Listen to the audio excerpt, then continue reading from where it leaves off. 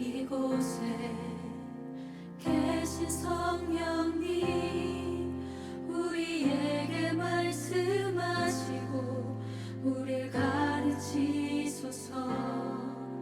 다진 우리 맘 열어주시고 주의 빛으로 밝혀 우리를 인도하소서.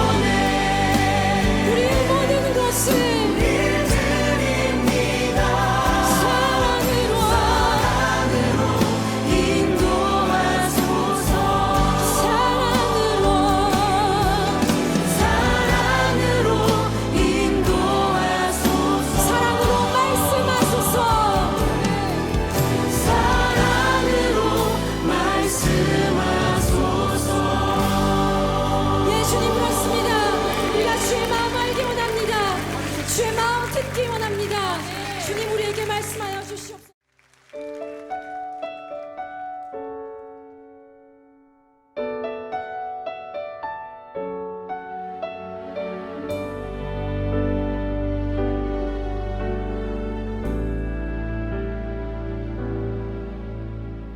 닫혀진 마음에 주님의 사랑은 빛이 되어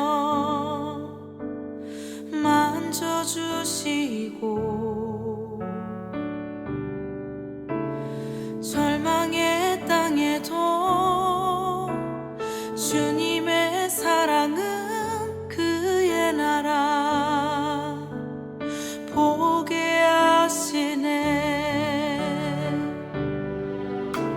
지나간 날보다 허락한 오늘의 또 새로운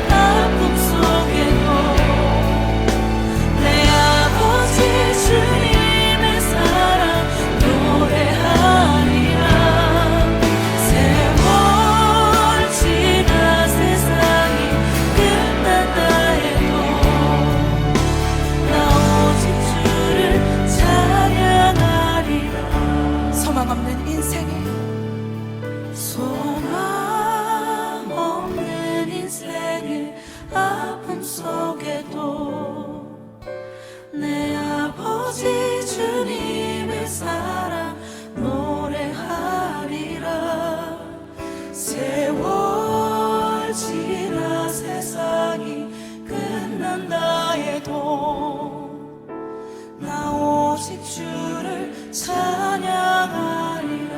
나 오직 주를 찬양하리라. 나 오직 주를 찬양하리라. 나 오직 주를 나 오직 주를 찬양하리라.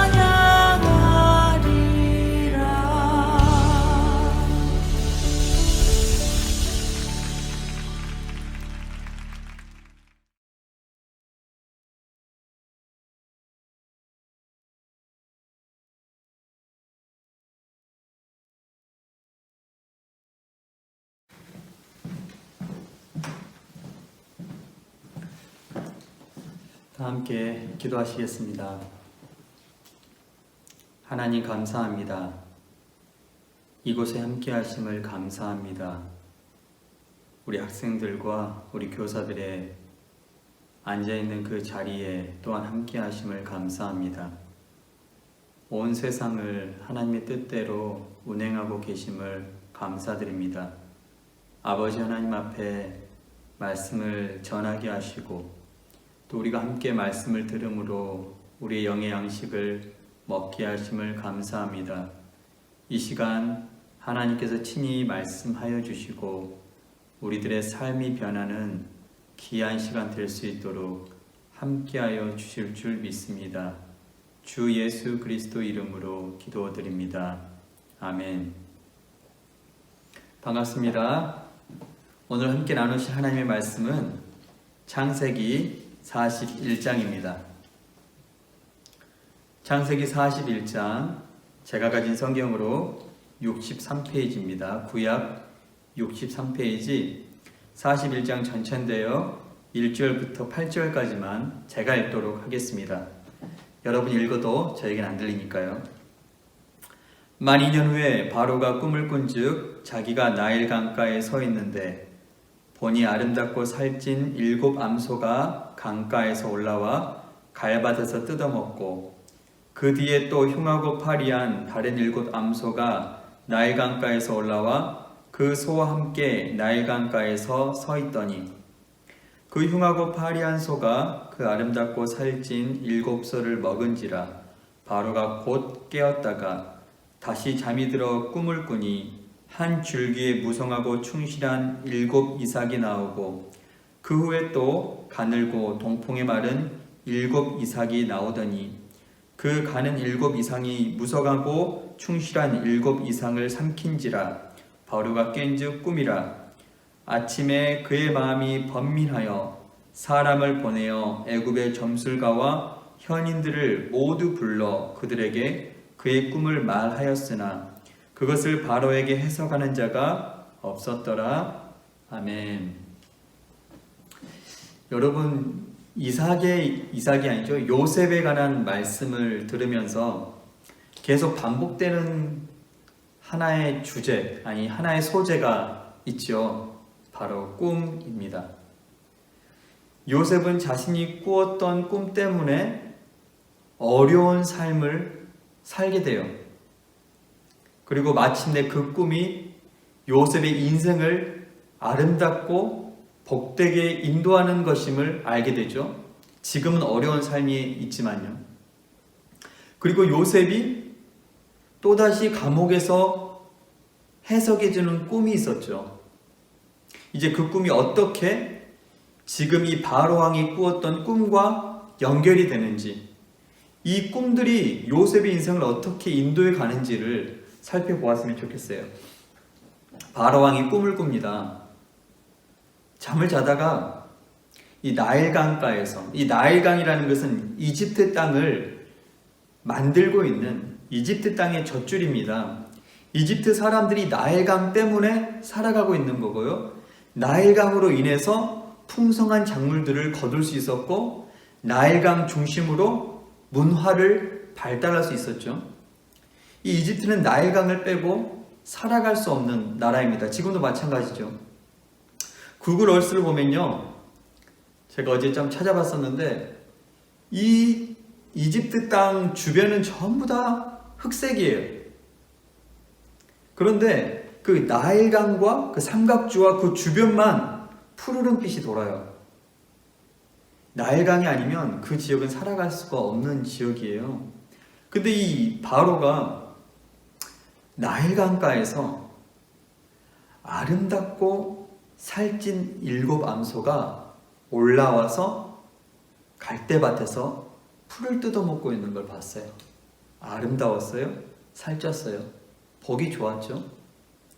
근데 갑자기 그 강가에서 흉하고 파리한 빼짝 마른 7 암소가 올라오더니 갑자기 그 살찌고 아름다운 암소를 잡아먹는 거예요. 여러분, 초식동물 소가 다른 소를 잡아먹는 모습을 여러분 보셨어요? 그런 소식이라도 들어봤어요? 들어본 적이 없잖아요? 그런데 소가 소를 잡아먹었어요. 꿈이니까 가능하죠? 그런데 꿈이라는 것은요, 비현실적임에도 불구하고 그 꿈 속에서는 그 꿈을 볼 때 너무나도 실감이 나요. 그쵸? 여러분도 꿈을 꿔보셨죠?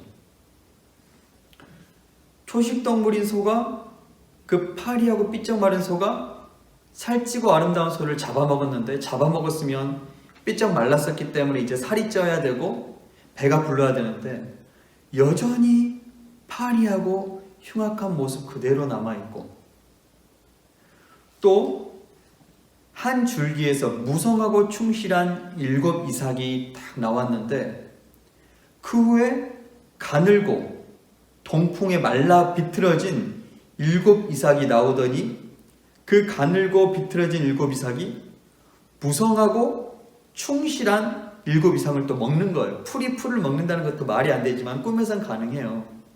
여러분, 그런 꿈 여러 번 꿔보지 않으셨어요? 저만 꿔봤나요? 현실적으로는 불가능한 일들이 꿈에선 가능하거든요. 그렇게 잡아먹는 거예요. 그런데 여전히 그 가늘고 마른 이삭 그 모습 그대로 있는 거예요. 2번을 그렇게 꾼 거예요. 처음 꿈을 꾸고 나서 깜짝 놀라서 깼다가 다시 잠들었는데 2번째도 또 이삭에 관한 꿈을 꿨어요. 그래서 아침에 이 바로왕이 이집트 안에 모든 현인들, 지혜로운 자들과 점술가들을 다 불러서 자신의 꿈을 말해주고 해석해라 했어요. 그런데 아무도 해석하지 못했어요. 바로 그때 2년 전에 요셉이 갇혀있던 그 감옥에 있었던 술 맡은 관원장이 바로왕에게 말을 합니다. 왕이시여, 내가 정말 죄를 지었습니다. 그게 뭐냐?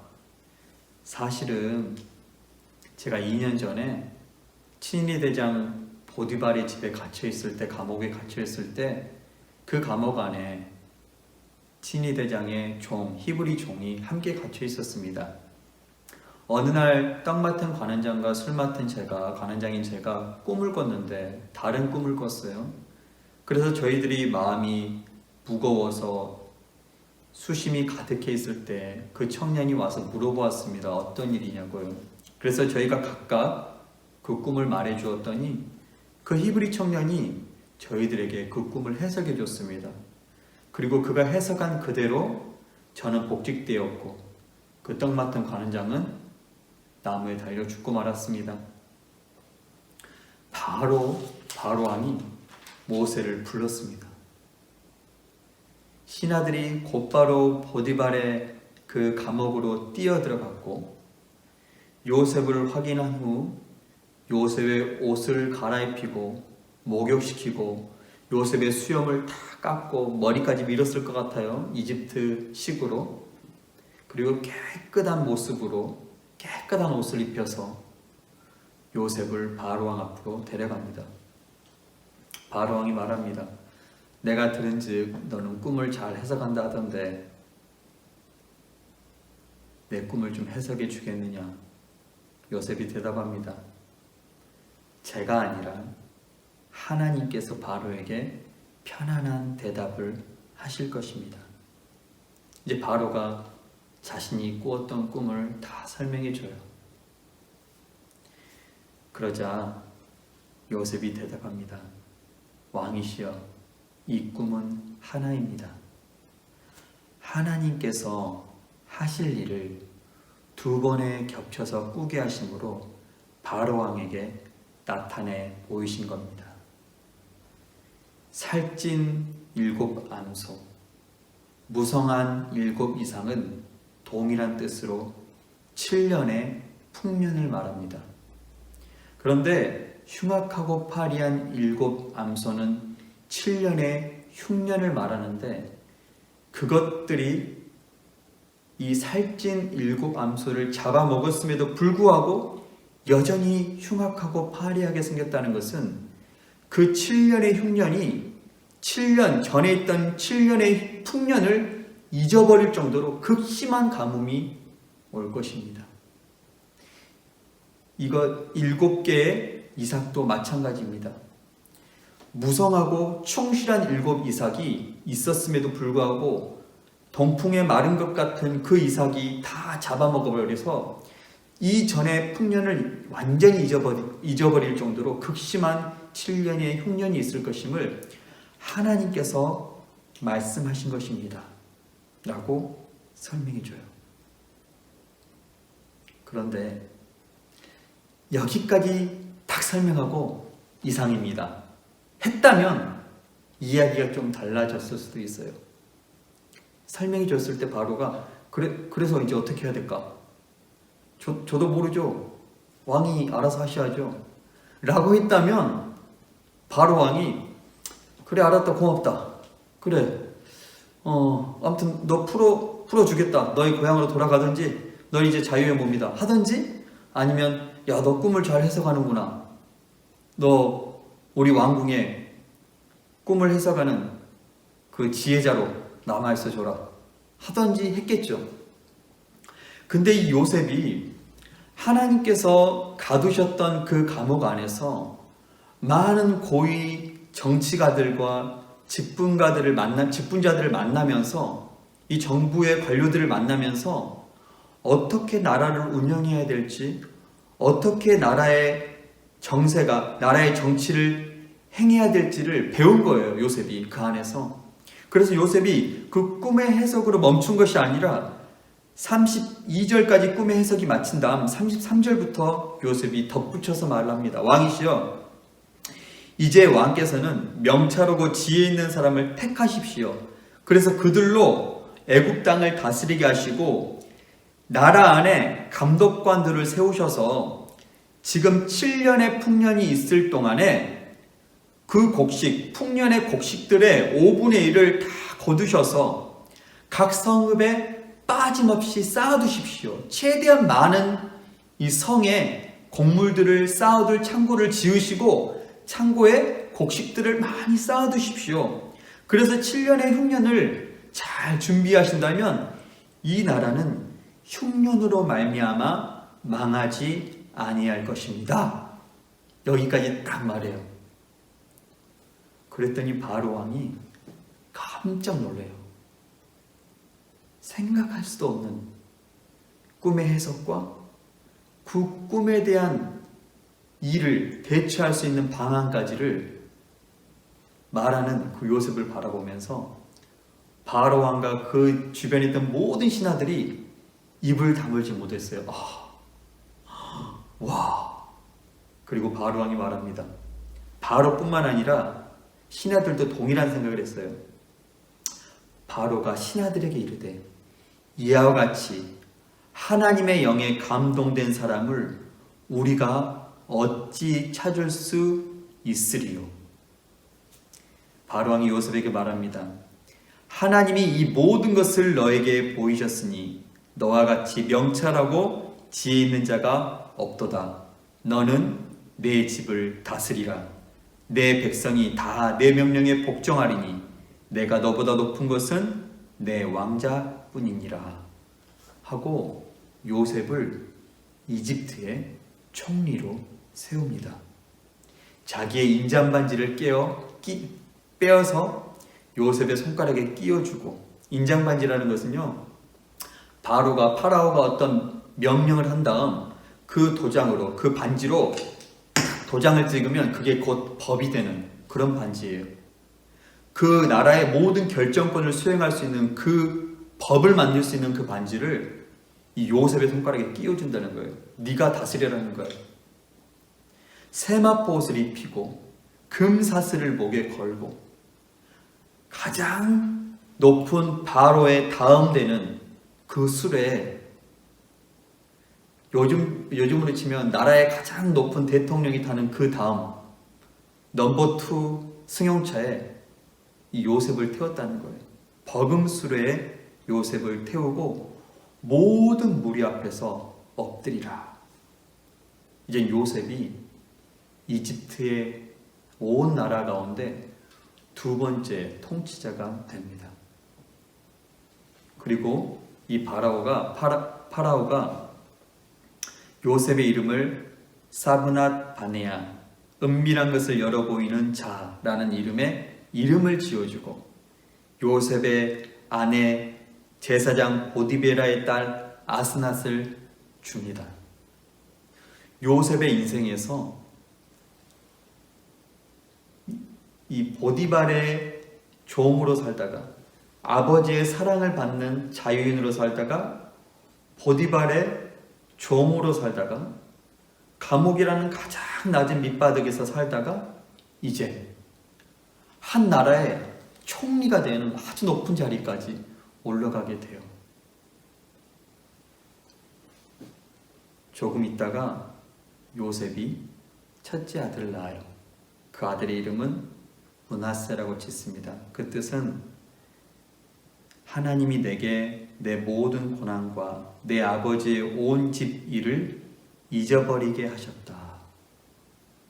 마치 이 7년의 풍년이 7년의 흉년 때문에 완전히 잊어버리게 되는 것처럼 이 요셉의 지난날의 그 고통과 괴로움을 이 아들을 낳으면서 다 하나님께서 잊어버리게 하셨다라고 이름을 지었어요. 둘째 아들의 이름은 에브라임이었어요. 그리고 그 이름의 뜻은 하나님이 나를 내가 수고한 땅에서 번성하게 하셨다라고 이름 지었어요. 그리고 요셉은 이집트 땅을 돌아다니면서 각 지역의 상황과 형편을 살피고 각 지역에 필요한 저장 창고를 짓고 이 풍년 가운데 최대한 거둘 수 있을 만큼 많은 곡식들을 거둬들이기 시작했어요. 그 창고 안에 비축하기 시작했어요. 그 수를 몇 톤, 몇 천 톤, 몇만 톤 세다가 나중에 셀 수 없을 정도로 너무너무 많은 곡물들이 창고에 가득가득 비축하게 되었어요. 여러분, 한 사람의 인생이 완전히 새롭게 되었어요. 누가 하신 일이죠? 하나님이 하신 일이에요. 다른 종교와 기독교의 차이가 뭔지 아세요? 좀 더 자세히. 다른 종교가 가지고 있는 경전이 있어요. 불교에도 경전이 있고요. 이슬람교에도 경전이 있어요. 우리 기독교에도 경전이 있죠. 우리 기독교는 성경이죠. 이슬람은 꾸란이고. 그런데 다른 경전들과 기독교의 이 성경과 가장 큰 차이점이 뭐냐면요. 다른 경전들은 뭐 해라 하지 말아라, 뭐가 좋다 뭐가 안 좋다, 뭐 이러면 좋을 것이다 이러면 나쁠 것이다, 뭐 이랬다 저랬다 이런 내용들이 적혀 있다면 성경도 물론 그런 내용이 적혀 있죠. 하지 마라, 해야 된다. 그런데 성경과 다른 경전의 가장 큰 차이는 뭐냐? 성경은요, 이런 일이 있을 것이다 라고 말씀했다면 정말로 그런 일이 우리가 살아가는 역사 가운데 있어졌고 있어왔고 있어지고 있고 앞으로도 있을 거예요. 그것을 예언과 성취라 그래요. 성경은 예언해요. 있어질 일들을 예언해요. 그러면 우리가 살아가는 이 인생 속에서, 이 역사의 흐름 속에서 성경이 예언하였던 그 예언들이 이루어지는, 성취되는 것을 우리가 본단 말이에요. 그게 성경이 다른 모든 경전들과의 확연한 차이고, 그것이 바로 살아계신 하나님께서 이 세상을 운행하신다는 증거예요. 출애굽기에 보면요, 하나님께서 이런 말씀하셨어요. 출애굽기 19장 5절에 보면 세계가 다 내게 속하였나니 너희가 내 말을 잘 듣고 내 언약을 지키면 너희는 모든 민족 중에서 내 소유가 되겠고 너희가 내게 대하여 제사장 나라가 되며 거룩한 백성이 되리라. 너는 이 말을 이스라엘 자손에게 전할지니라. 세계가, 온 세계가 누구에게 속해요? 하나님께 속해 있어요. 하나님께서 이 세상을 운행해 가시고 이 세상을 보존하시고 이 세상의 끝도 하나님이 정하신다는 거예요. 그렇기 때문에 우리가 누구에게 붙어 있어야 안전할까요? 하나님이죠. 우리가 누구의 음성을 들어야 완벽한 음성을 듣고 살아갈 수 있을까요? 하나님이죠. 우리의 소망을 누구에게 둬야 될까요? 하나님이죠. 우리가 누구를 바라보고 살아야겠어요? 하나님이죠. 요한계시록이란 성경을 보면요, 신약의 가장 마지막 성경이죠. 세상 사람들도 요한계시록이라는 말을 들어봤을 거예요. 그런데 요한계시록 1장 8절에 보면 주 하나님이 이르시되 나는 알파와 오메가라. 이제도 있고 전에도 있었고 장차 올 자요 전능한 자라 하시더라. 나는 알파, 이 헬라의 처음 단어 알파이자 마지막 끝 단어 오메가라는 거예요. 즉 이 세상의 처음과 끝이라는 거예요. 또 요한계시록 1장 시작을 그렇게 말씀하셨다면 또 마지막 22장에는 하나님께서 이렇게 말씀하셔요. 13절 보면요, 22장 13절에 나는 알파와 오메가요 처음과 마지막이요 시작과 마침이라. 그 하나님께서 이 세상을 운행하고 계세요. 어떻게 바로 왕이, 이 파라오가 한 나라의 통치권자가 자신의 꿈을 말했는데 그 꿈을 곧바로 해석하고 그 꿈에 대한 대처 방안, 즉 앞으로 일어날 일에 대한 대처 방안을 말한 요셉이라는 사람에게 자신의 나라를 맡겨버릴 수 있는 그런 결정을 내릴 수 있었을까요? 어떻게? 바로 저는요 41장 38절에 답이 있다고 생각해요. 바로가 그의 신하들에게 이르되 이와 같이 하나님의 영에 감동된 사람을 우리가 어찌 찾을 수 있으리요 하고. 바로가 꿈을 꿨어요. 그리고 그 꿈을 누구에게 부탁했냐면 그 나라에 있는 모든 지혜자들에게 그 꿈을 해석해달라고 말하였어요. 그런데 아무도 그 꿈을 해석하는 적 없었어요. 그 나라의 점술가들에게 자신의 꿈을 해석해 보라고 말하였어요. 하지만 그 누구도 해석할 리가 없었어요. 그들이 각각 자신들이 섬기는 이집트에 있는 모든 신들에게 물어봤겠죠. 모든 신들에게 기도했죠. 모든 신들에게 애걸복걸하면서 바로의 꿈을 해석해 달라고 요구했겠죠. 하지만 그 누구도, 그 어떤 신도 그 꿈을 해석하지 못하는 거예요. 왜?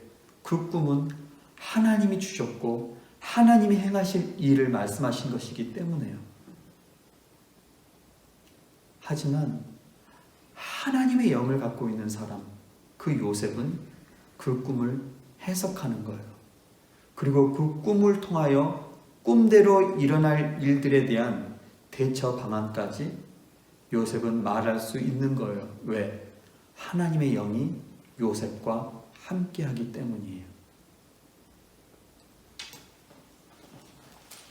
성경은 정말 정확해요. 예수님께서 태어나셨을 때 이 동방에 있는 박사들이 낙타를 타고 이 예루살렘까지 왔어요. 그리고 대뜸 하는 말이 마태복음 2장 말씀인데요. 이 유대의 왕으로 나시니가 어디 계시냐 그래요. 아니 지금 이 유대 땅에 헤롯 왕이 멀쩡하게 통치하고 있는데 이 동방 박사들이 유대인의 왕으로 나시니가 어디 계시냐고 물어보니까 헤롯 왕은 너무 당황스럽죠. 자기가 왕인데. 그래서 이 헤롯 왕이 대제사장들과 서기관들을 부릅니다. 왜 그들을 불렀을까요? 그들은 성경을 해박하게 알고 있는 사람들이기 때문입니다. 불러서 물어봐요. 헤롯 왕이. 야, 너희들이 알고 있는 그 성경에 지금 유대인의 왕으로 그리스도가 어디서 난다고 써있냐? 그랬더니 이들이 네, 유대 베들레헴이란 동네에서 우리의 구세주가 나기로 되어 있습니다 라고 대답해요. 이것은요 미가서 5장 2절, 즉 지금 동방박사가 찾아왔던 이 시대 바로 700여 년 전에 한 미가라는 선지자가 썼던 그 예언서에 이렇게 기록되어 있는 거예요. 유대 땅 베들레헴아, 너는 유대 고을 중에서 가장 작지 아니하도다. 내게서 한 다스리는 자가 나와서 내 백성 이스라엘의 목자가 되리라. 그렇게 예언되어 있어요. 그 예언되어 있는 말씀을 말씀드린 거예요. 그랬더니 헤롯 왕이 동방 박사들에게 베들레헴인데 정확히 어디 있는지 나에게 말해주라. 나도 가서 경배하겠다. 사실은 경배하려는 마음이 아니라 죽여버리려 했죠. 근데 아무리 기다려도 동방 박사들이 오질 않는 거예요. 다시 돌아오질 않아요. 동방 박사는 아기 예수를 만나고 나서 꿈에 천사의 지시를 받고 돌아서 가버렸어요. 아무리 기다려도 오지 않자 이 헤롯 왕이 자기가 속았다는 것을 알고 군대를 보내서 이 베들레헴 땅에 2살 아래의 모든 아이를 다 죽여버리려 했어요. 그런데 웃긴 게요, 이 헤롯 왕이, 정확히 헤롯 왕이라는 말은 없지만 이 베들레헴 땅의 어린아이들이 다 몰살 당할 것이라는 것까지도 성경에 예언되어 있었어요. 마태복음 2장 18절인데 예레미야 31장 15절 말씀과도 동일한 말씀이에요. 라마에서 슬퍼하며 크게 통곡하는 소리가 들리니 라헬이 그 자식을 위하여 애곡하는 것이라. 그가 자식이 없으므로 위로받기를 거절하였도다. 예레미야 선지자가 600여 년 전에 이미 예언하였던 그 예언의 말씀이 또 성취되는 거예요. 계속 이 역사를 운행하시는 하나님께서 말씀을 통해 이 땅 가운데 일어난 일들을 말씀하시고 그 역사 가운데 그 일들을 성취하시고 말씀하시고 예언하시고 성취하시고 예언하시고 성취하시고 그 일들이 계속 반복돼요.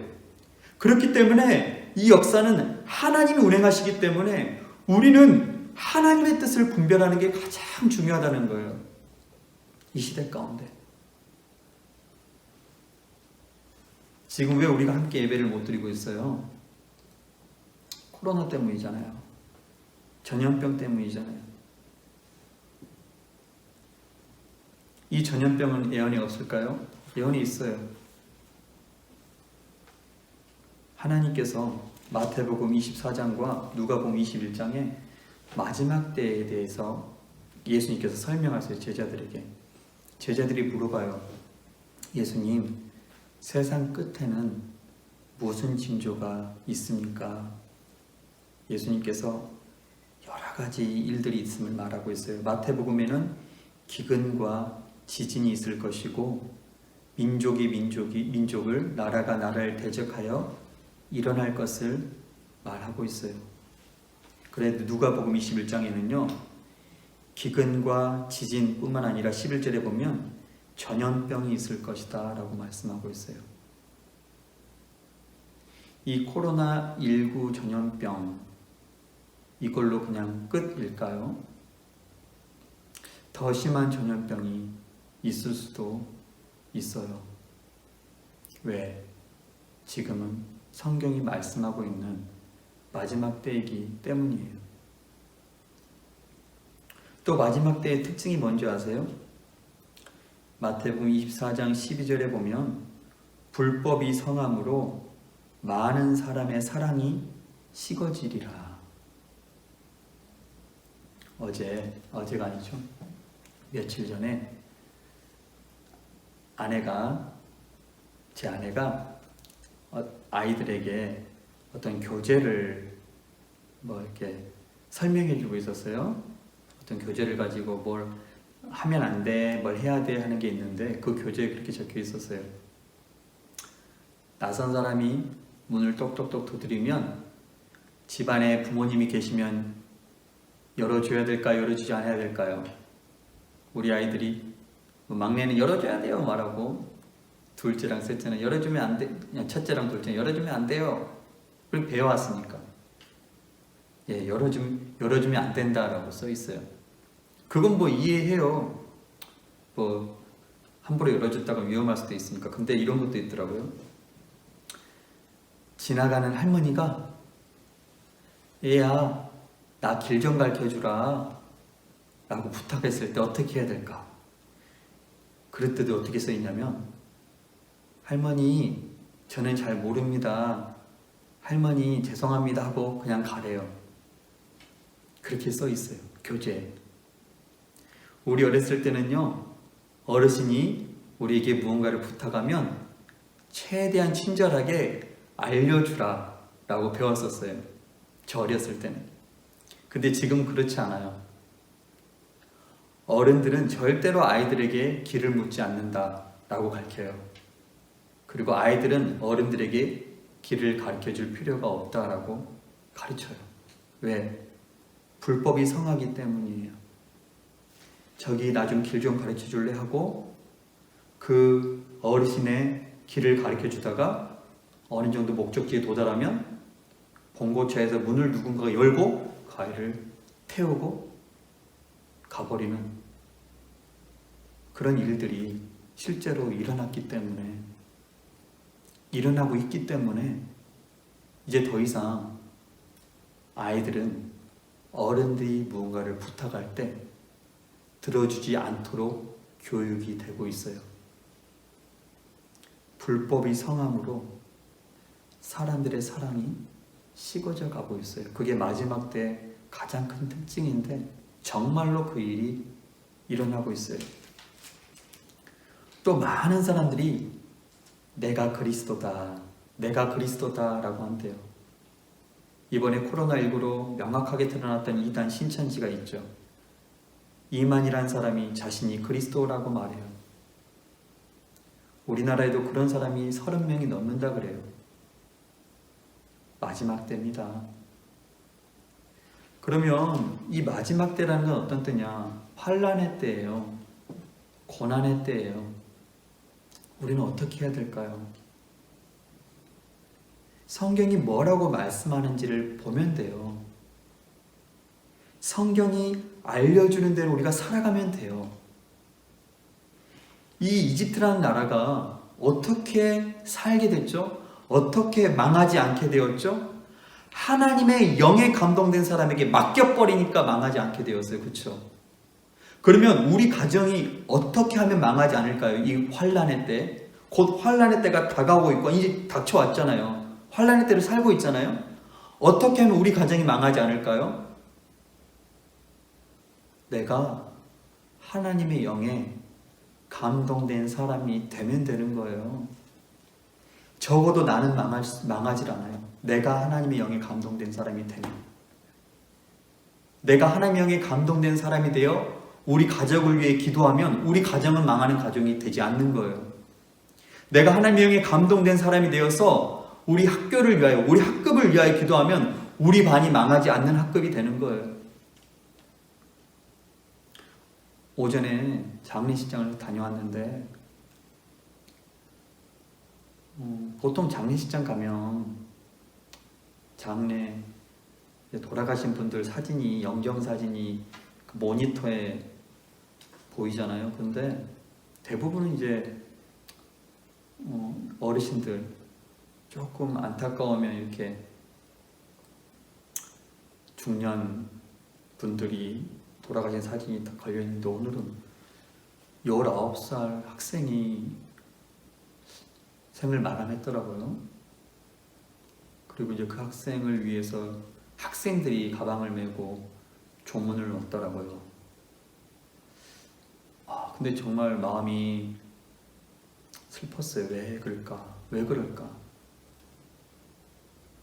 19살 너무 꽃다운 나이인데 왜 죽었을까? 속으로 하나님 제발 자살만은 아니었으면 좋겠습니다라는 기도를 잠깐 했어요.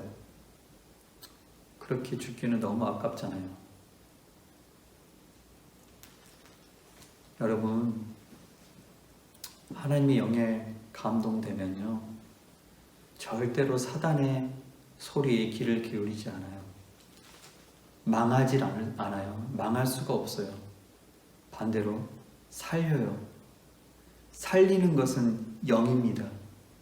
예수 그리스도는 우리의 생명을 풍성하게 하기 위하여 오셨어요. 사단은 우리를 망하게 하고 죽이고 도둑질하고 멸망시키기 위해서 존재하는 존재예요. 그래서 우리는 절대로 망하는 길을 선택하는 삶을 살지 말고 살리는 길로 선택해야 돼요. 그러하기 위해서는 반드시 우리는 하나님의 영에 감동된 사람이 되어야 돼요. 요셉과 같이. 요셉이란 한 사람을 통해서 이집트라는 온 나라가 살게 돼요. 결국은 이집트만 사는 것이 아니라 요셉의 가족, 이스라엘 민족이 구원을 받게 돼요. 요셉 때문에. 하나님께서 이스라엘 민족이 가나안 땅에서 굶어 죽어 멸망당하지 않게 하시려고, 이 가나안 땅에 우상 숭배 문화와 섞이지 않게 하시려고 이집트 땅에 고센이란 아주 비옥하고 이스라엘 백성들의 생업으로 삼는 그 목축업을 발달시킬 수 있는 가장 좋은 땅으로 이주시키기 위해서, 이집트 사람과 함께 살되 구별되어 살 수 있도록 고센이라는 땅으로 인도하시기 위해서 요셉을 이집트로 보내셔서 이집트의 총리가 되게 하신 다음 이스라엘 백성들을 다 그쪽으로 이주시키세요. 하나님의 큰 그림 가운데 이 요셉이라는 사람에게 꿈을 주셨어요. 그리고 그 꿈이 성취돼요. 그리고 그 꿈이 성취되는 그 가장 큰 이유는 이 요셉이라는 사람이 하나님의 영에 감동된 사람이었기 때문이에요. 우리 사랑하는 친구들도 하나님의 영에 감동된 사람이 되시기를 소망합니다. 하나님의 영에 감동돼야 돼요. 하나님의 영에. 제가 마지막으로 말씀 누가복음 21장 36절 말씀 읽고 마치도록 하겠습니다. 이러므로 너희는 장차 올 이 모든 일을 능히 피하고 인자 앞에 서도록 항상 기도하며 깨어 있으라 하시니라. 항상 기도하고 깨어 있는 사람, 항상 주님을 바라보고 항상 주님과 교제하고 항상 말씀 안에서 하나님의 뜻을 구하며 하나님과 함께 살아가는 사람은요, 절대 망하지 않아요.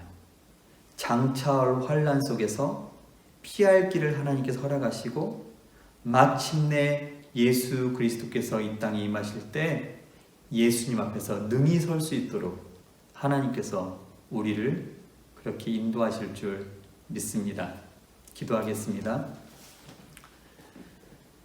사랑과 은혜가 많으신 하나님, 요셉이란 한 사람에게 주었던 그 꿈은 참 특별하지 않은 것 같고 별 볼 일 없는 것 같았던 꿈이지만, 요셉이 하나님만을 향하고 하나님께 기도하고 하나님을 바라며 하나님과 교제하며 살아갈 때 그의 영이 하나님의 영으로 감동되어 있었고, 최종적으로 그를 통하여 하나님께서 온 이스라엘 백성을 구원하시는 통로로 사용하셨음을 말씀을 통하여 보았습니다. 이제 하나님께서 말씀하신 이 마지막 때가 왔고 우리는 그것을 경험하고 있는데, 하나님, 이 마지막 때에 더 올 환난을 피하기 위하여 항상 깨어서 기도하는 우리 학생들과 교사들이 되게 하시고, 우리의 삶을 하나님께 온전히 맡겨드리는 믿음의 삶을 살아갈 수 있도록 은혜를 더하여 주옵소서. 하나님, 홀로 영광 받아 주실 줄 믿사옵고 주 예수 그리스도 이름으로 기도드립니다. 아멘.